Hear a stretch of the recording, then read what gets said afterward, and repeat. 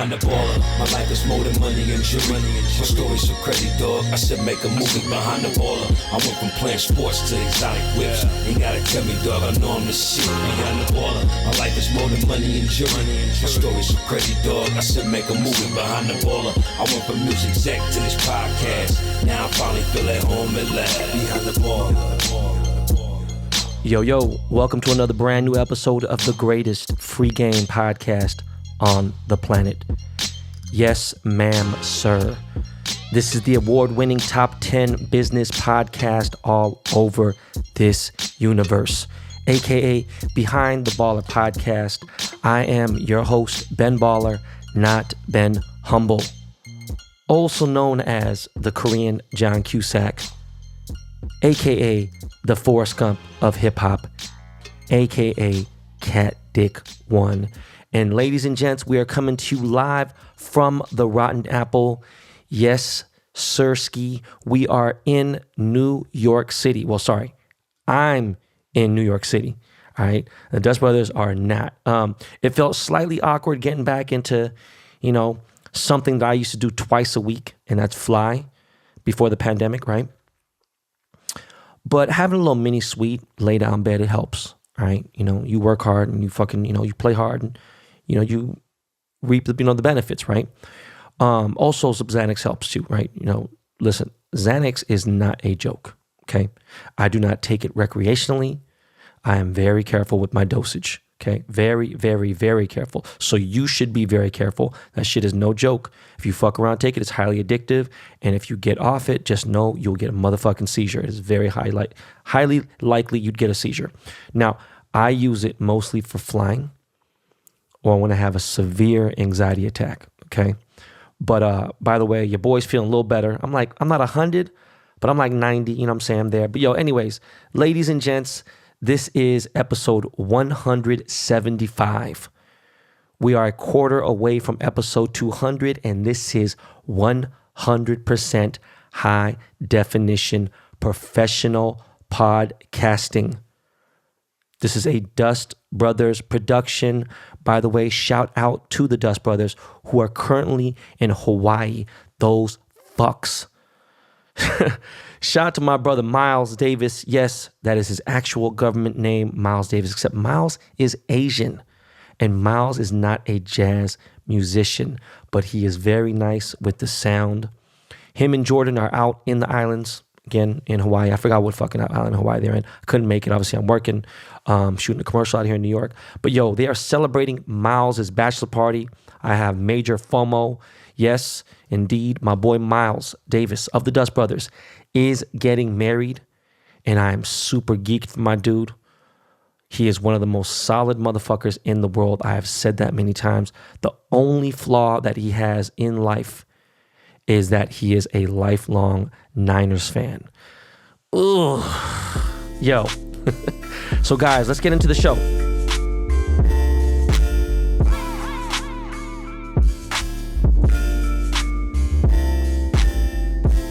Man, Dogecoin is going fucking crazy, okay?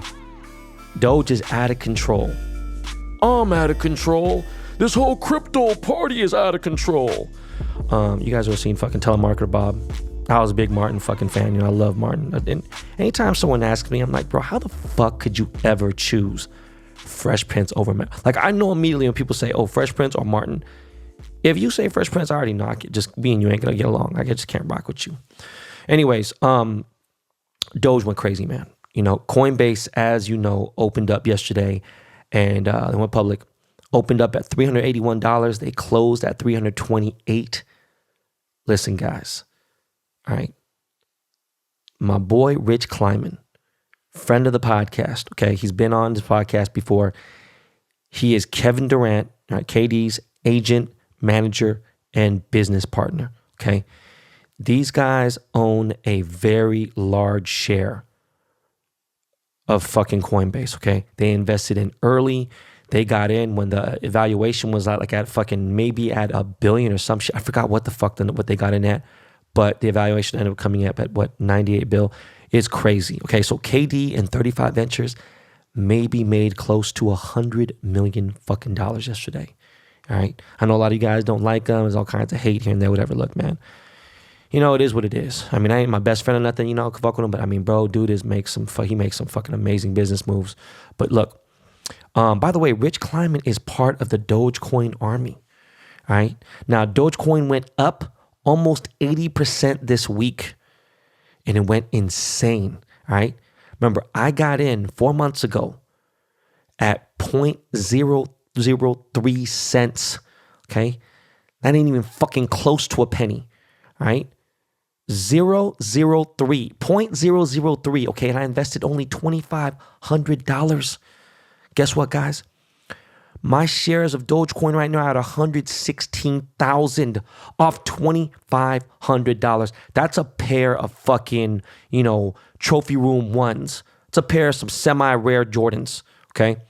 So I don't want to hear shit from you so-called professional traders, those motherfuckers, you all because you fucking read a bunch of pages on Reddit and, you know, all that other bullshit. I don't give a fuck about that. Just shut the fuck up, okay? Look, 7 months ago, I jumped on Ethereum. Miles did too, all right? I jumped in at $165 a coin. And this is probably right around when I had Pomp on the episode, okay? All right? I dumped 75K into that, all right? 75K. Y'all understand, man, that shit is over a fucking mill right now, all right? Shit is not a game. It was a beautiful fucking week this week. Bitcoin too, all right? Now, yes, I did cash out half my Bitcoin stash last month, right? It's being transferred and diversified. But Bitcoin went up a little bit, but I'm good, right? Because I cashed out right at 61. But it was a very, very good week, to say the least, okay? Now, the trolls and haters, they came for your boy on Twitter and on TikTok. And one thing about these Gen Z cats is they don't know about the Korean Liam Neeson, okay? They don't know that I got a certain set of skills, okay? Because I'll find you and I'll kill you. All right. Look, some dudes love to paint a partial narrative. And as you know, for those who have been day one listeners, okay, I am much more thorough on this podcast than I am on any social media app. Okay.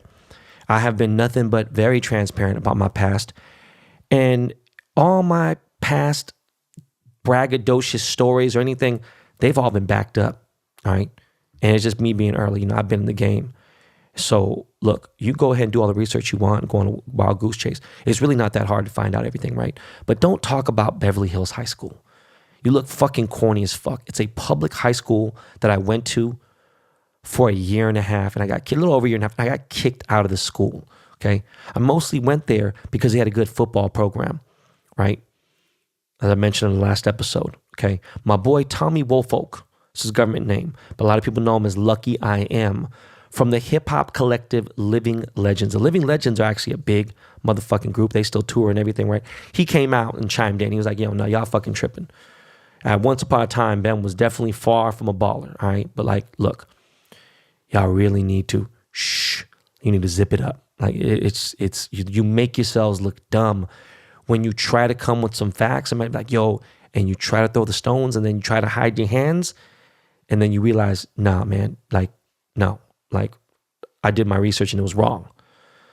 Anyways, I posted a screenshot of my Yahoo Finance portfolio, right? My day gains and everything on TikTok. And I made a green screen video, and talked about it. I was like, look, motherfucker, you want to talk about gains? Boom, here it is. There's a lot of M's in there. And some 18-year-old kid went and made a video stitching mine. Now, when you stitch a video, it's like when you take other person's video and then you come in there and you critique it or say whatever, you make a parody of it, whatever the fuck it is. And he called me a fraud. He's like, you a fraud. I caught you in 4K. You a scammer because you can input any stock, any crypto you want into Yahoo Finance and then boom, look at this. See? And I can make anything up. You know what I'm saying? Like, why you fucking capping? Why you lying? And I didn't know that, right? So the thing is, look, like, my shit is real, I use Yahoo Finance because it makes all my investments cohesive, right? I just screenshotted my apps. I even took a screenshot of my bank account March 14th after I cashed out on my Bitcoin. And I posted, I said, for real? You fuck Hannah something, whatever the fuck his name was. I tagged him and I was like, what's really good, bro? Here you go now. Look, okay, everything's, here's all the apps. Like, what's popping? This guy didn't reply, didn't do shit. He just went private. He reported my page, reported my post, got the post deleted. Then a bunch of other clowns did the same shit and ended up getting 3 videos of mine deleted yesterday. And I was like, look, man, I'm on a fucking roll with TikTok, right? Like, I'm starting to get the hang of this shit. Anyways, look, understand, overstand that I hate ghost ballers, okay? I hate anyone who tries to hide their skeletons too much, okay? I told you guys outright, I used to be a scumbag, right? I was a womanizer. I used drugs. I stole. I sold drugs. I've cheated. I've lied. Okay, look at, but I did not grow up rich. Okay, like that's where I'm like, yo, because it's a big difference. You know what I mean? My life there'd be a different outcome had my parents had like millions and shit, and I didn't have to worry. Like I would have lived a different fucking life. But you know what? I'm thankful. You know, fuck it. It wasn't given to me. It's all good. And another thing too is it's never too late to change, right? And I don't mean this like, don't be 50 thinking this way, or even, you know, in your mid 40s, like, come on, man. Like, I really truly hope that most of you figure it out by 35. And that's at latest, okay? And around 38 is when I grew up and was like, let me get my life fully in order, okay? I'm about to get married. I'm about to have a baby. Like, look, I need to, like, for real, get everything in order and stop bullshit. Everyone is dead. Like, fuck all this. Like, all the, you know, like, I don't need to have fun right now. I just need to get my life in order. If people ain't around when I come back, fuck them, okay? Look, 10 years later now, I'm 48, right? It's pretty obvious, you know, that I'm in a good position, right? Okay, so don't come for me, all right? I will beat you like an adopted ginger. So, as I said before, I was telling you that right when I dropped episode 1, I would be at the dentist. And you know, I went to go to my dentist. I went to go get a teeth cleaning. I chipped a veneer. And getting your teeth cleaned when you have veneers is a whole different process. They're cleaning, and it's a lot more painful, right? Like the real, like the little, like the fucking scrubbing they're doing, all this other shit. It's no joke. It's a fucking bitch. I was in that motherfucking chair for an hour and change, right? Then they found out I had a fucking cavity, right? And I'm going there to get, I'm like, no, I'm just temporary getting this fucking veneer, you know, replaced and getting my temps in. No, you got a bad fucking cavity. And we can't take care of it via root canal, so you got to get a bridge. And I'm like, the fuck is a bridge? And definitely what it's not is like the bridge outside my window that's connected to the East River, okay? And they're like, this one can't even be drilled, like you can't have an implant. Because I had such a bad fucking cavity in there that they had to pull the tooth. There's no bone for the implant to screw it into, right?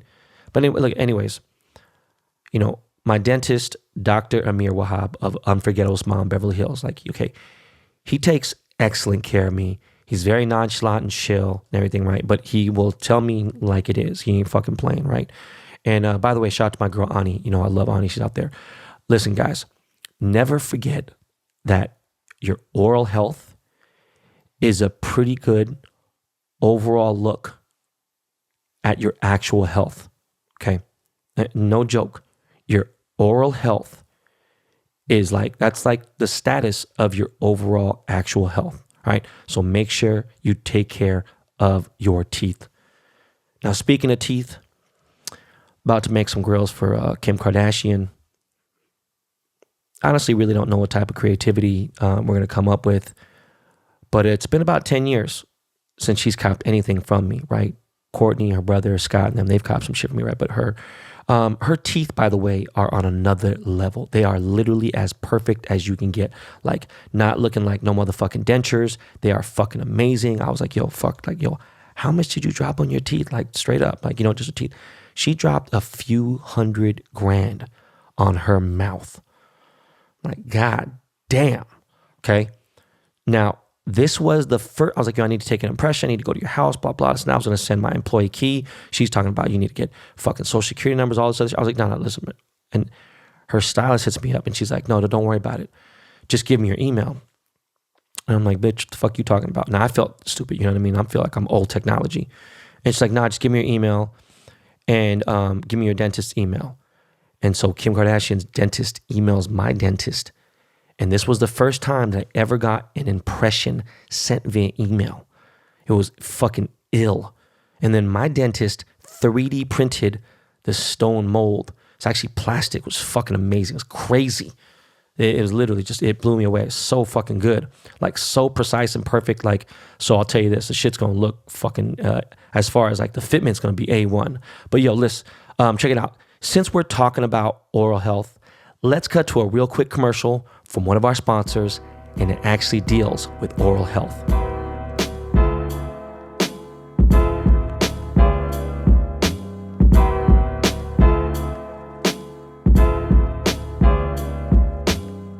Hey guys, so which do you prefer? Brushing or chewing gum? Gum is the unsung hero when it comes to better oral health. The American Dental Association even recommends chewing sugar-free gum for 20 minutes after meals. Look, we all chew gum, but not all gum is created equal.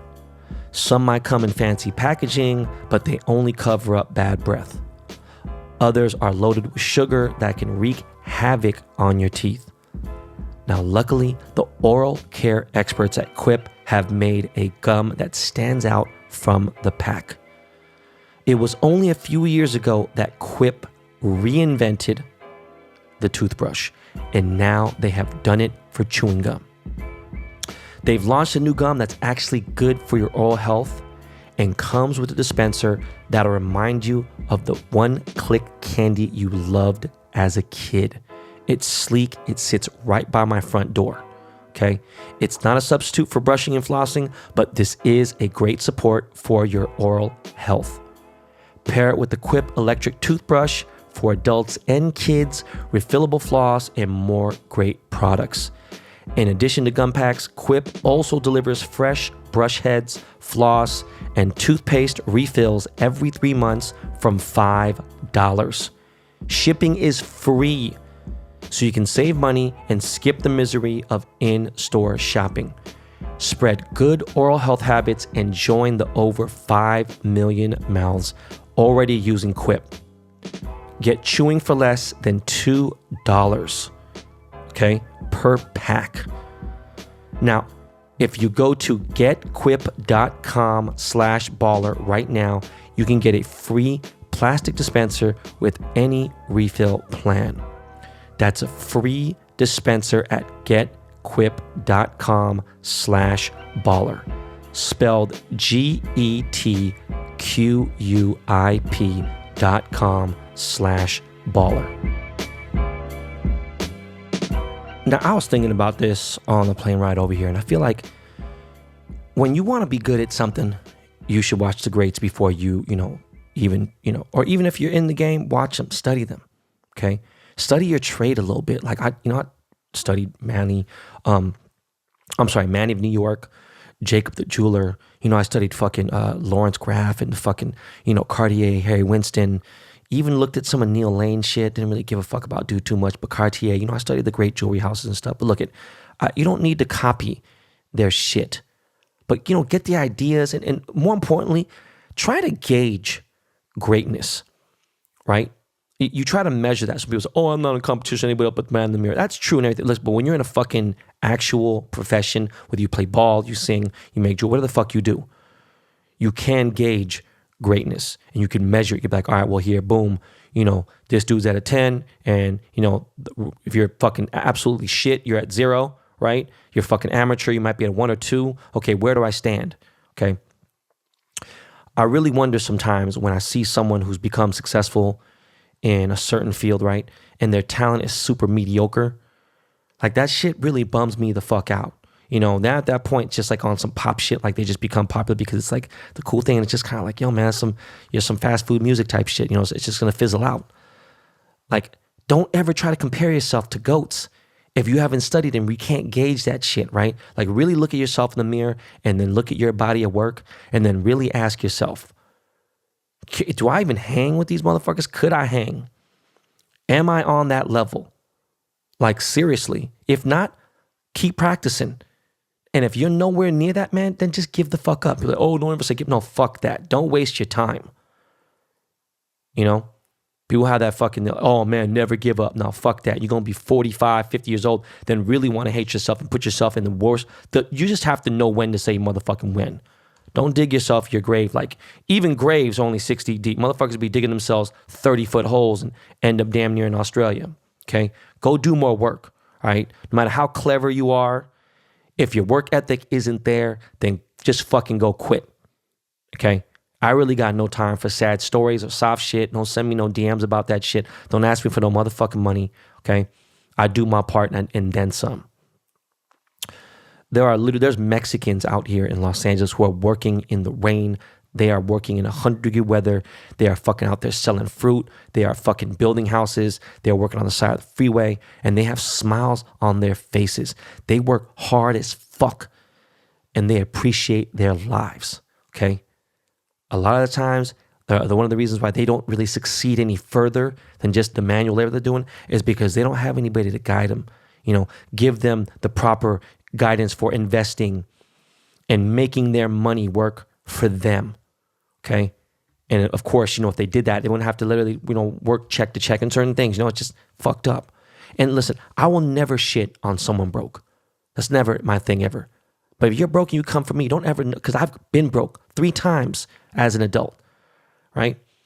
So when fools try to argue with me about something, they don't know that I love to argue, okay? Especially when I have time, I'd love to. Otherwise, I just ignore it, right? And I went away, came back to a post. 12 hours later, he's like, oh, he's not replying anymore. Motherfucker, do you know how many fucking replies I had yesterday? No, I'm not joking. Thousands and thousands of, it was a crazy day because of Doge, right? And the day before that was even crazier, actually. I'm sorry. But I was at the DMV yesterday, and then I was at the airport. So, I got nothing but time. So don't ever confuse my replying to you as me taking an L. Be like, imagine shut the fuck up, bro. Just first of all, let's just be honest, okay? Like, if I'm coming at fucking Elon Musk, blah, whatever, it's a different story. I got paper. You know what I mean? It don't matter if he got more. I got enough to do what the fuck I want and do anything I want. The only thing he can do is go buy a spaceship, buy a bigger yacht and go buy a big house. It doesn't matter because I could live the same level of luxury. It doesn't really matter, okay? But when you sit there and try to come at somebody and say, oh, they're taking an L because they're replying, shut the fuck up, okay?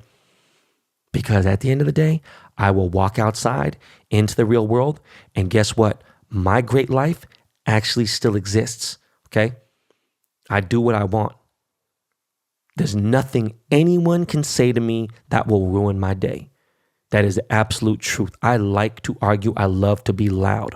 I am loud by default. I have 35% of my hearing in my left ear is gone. So I'm loud, period, right? And Koreans are already loud. So me arguing and being loud is like someone else's 4 on a scale of 1 to 10, right? But to you, you're like, yo, this motherfucker's at 10 all the time. And that's what it is. It's too bad, all right? My petty behavior will never erase the decades of work or erase all my accolades. Just know that, okay? Anyways, try to gauge greatness is all I'm saying, all right? You don't got to be Kobe. You don't got to be MJ if you're playing basketball. You don't got to be Stevie. You got to be Prince. You don't have to be Adele if you sing songs or in music. Listen, but try to make a difference. Try to stand out. And more importantly, make sure you're able to do better than just hang. If you think you want to be great, right, you got to be better than them. You got to blow away the competition. You know what I'm saying? And if you're working hard as fuck, and if you reach for that level and strive for a 10, like real shit, I'm like, oh, I'm striving for 11. I'm talking about for real. When the volume button doesn't go anymore, that's where it stops, okay? That's MJ right there. If you reach for that level and you're only able to get to 7 or 8 and you're able to hang with the pros and blend in with them, look, man, you did better than most people. So pat yourself on the back. Now, adult performer, adult star, Asia Akira. I'm not even sure if that's how you pronounce her name because it's ASA. Is it Aza Akira or is it Asia Akira? I don't fucking know. Right? But she hit me on the DMs on IG. She's like, yo, she wants me to be on her podcast. And to be truthful, I don't even know what the fuck her podcast is about. But fuck it. I'm going to do it. I did that girl, Alexis Texas's podcast. I'll talk about some crazy shit on that motherfucker.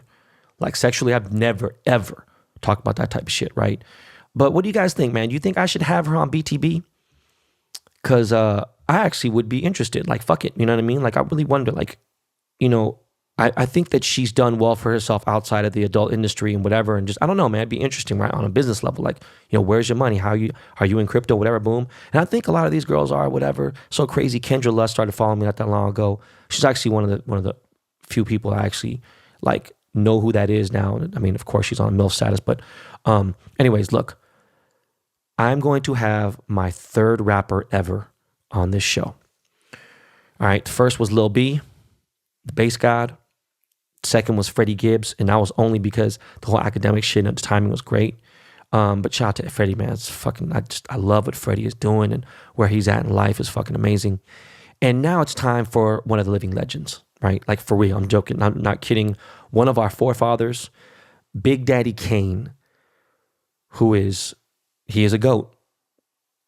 And he is one of the real pioneers of hip hop, like of rap, for real.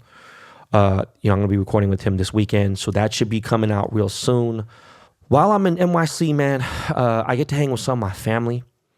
My twin nieces go to school here.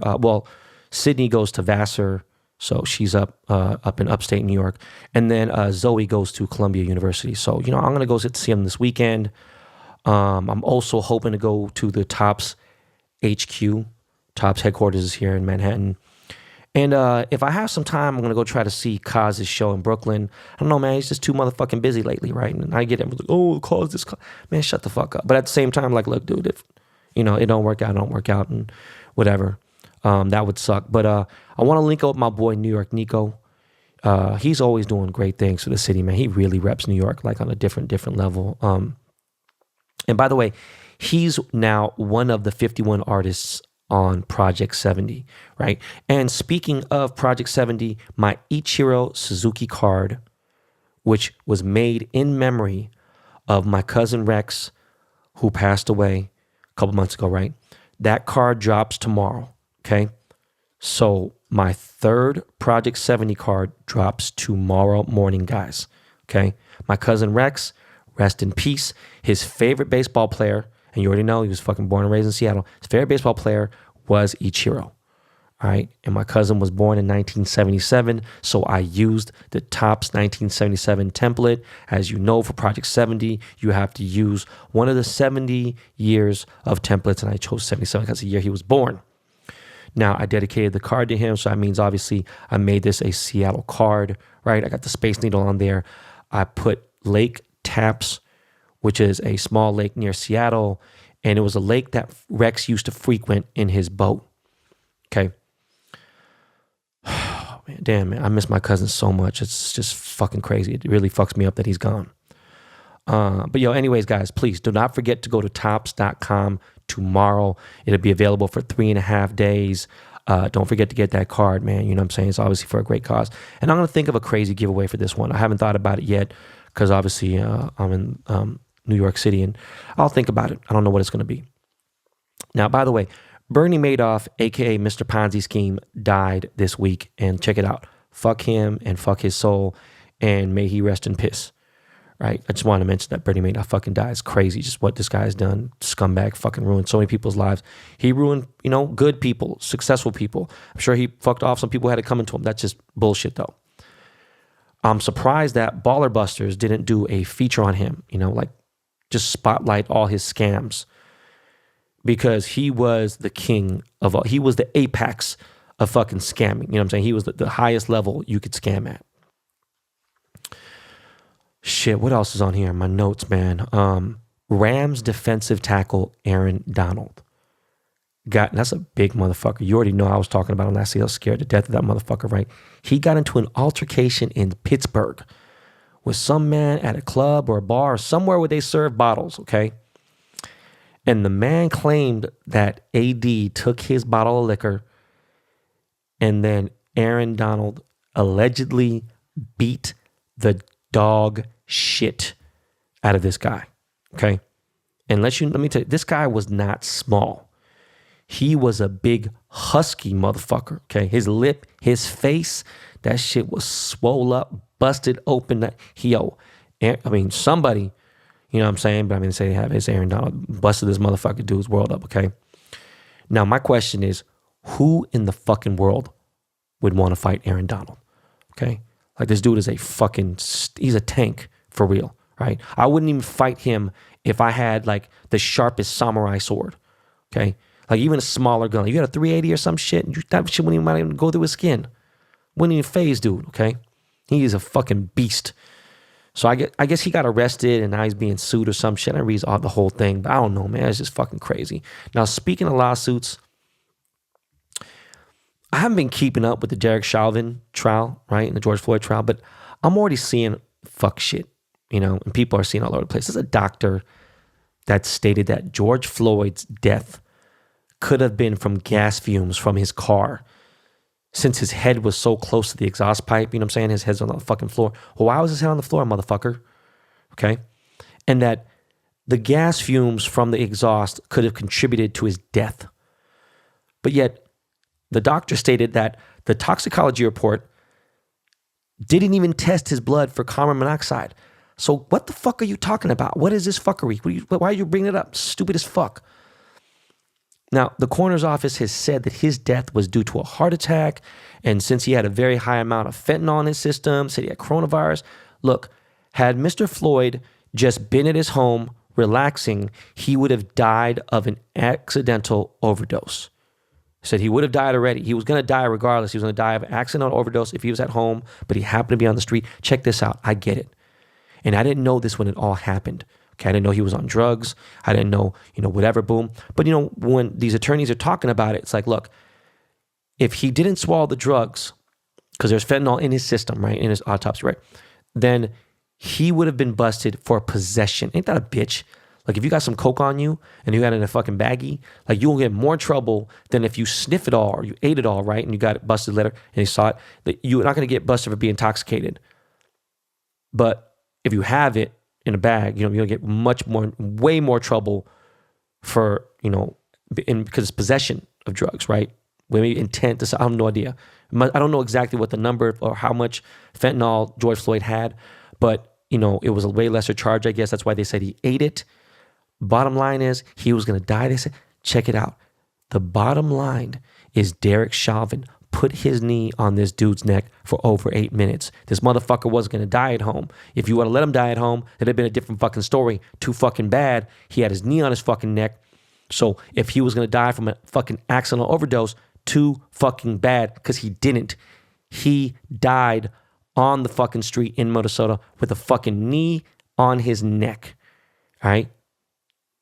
I'm just seeing a lot of fuckery lately from military dudes, just over fucking power hungry cops, pigs out here showing their ass in 4K. I hate these little kids that use that term, I caught you in 4K, dog. That little goofy ass Niners fan, little 17-year-old punk ass kid posted a fucking Filipino dude was like, yo, yeah, caught you in 4K, caught you in, like, shut the fuck up. Look, all I want in any court case, and especially this trial and all that shit, is fairness. And you know me, I always say life ain't fair. But understand this. If you got a good attorney, which is going to be expensive as fuck, or if you got a great attorney, who decides to do some pro bono work, then look, you're going to see a big difference from using a public defender or some amateur hour motherfucker. Okay? Now check this out. Let me just tell you something real quick when it comes to trials and all this stuff. If you're watching the Niners play against the Seahawks, okay, and the Seahawks are getting all the calls, right, and they're not getting called for PI, not getting called for shit, you already know that shit ain't cool. It's a bunch of bullshit, okay? Anything that the Hawks are doing on some bullshit should be called both sides, all right? You need to call that shit even. You need to call it split down the line. You need to, and not all refs do it, but I'm just saying, in the court, you got to look at that shit that way. You don't want the motherfuckers calling it. Let's say there's Niner fans who hate Seahawk fans, right? Look, my father-in-law is such a diehard fan. If there's a bullshit call, I'm not really a big fan of that. If there's a bullshit call on the Niners, and it's just like, because it tarnishes the win. They're like, oh, it's a win. Shut the fuck up. I hate that shit. I hate that shit. I want to see a legit game, So you can't lean onto one side if you're a judge. You can't, right? Like you just can't. So, there is one side's right, one side's wrong, but you got to call it fair, as if both sides were exchanged in each other's, seats, chairs. You just got to call it fair. There can't be any kind of favoritism. A judge has got to look at the case without any emotion and, just call it straight as it is, man. That's all I'm saying. All right. But enough is enough. I'm going to hit these New York streets in my mask, what I'm saying, while I'm vaccinated.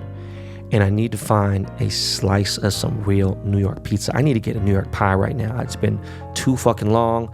Can't wait. I'm going to get some motherfucking pizza. Look, I love you guys. For all my new listeners out there, please listen. Go binge on the OG episodes, all right, and try to catch up, right? Listen to the K-Town Hustler series at least. There's 2 of them. They're 3 hours long each. Listen, always make sure you are subscribed to BTB, right? Because listeners and subscribers get prizes. Okay, y'all. Lakey Lake. Yo, bro, take us out of here, homie.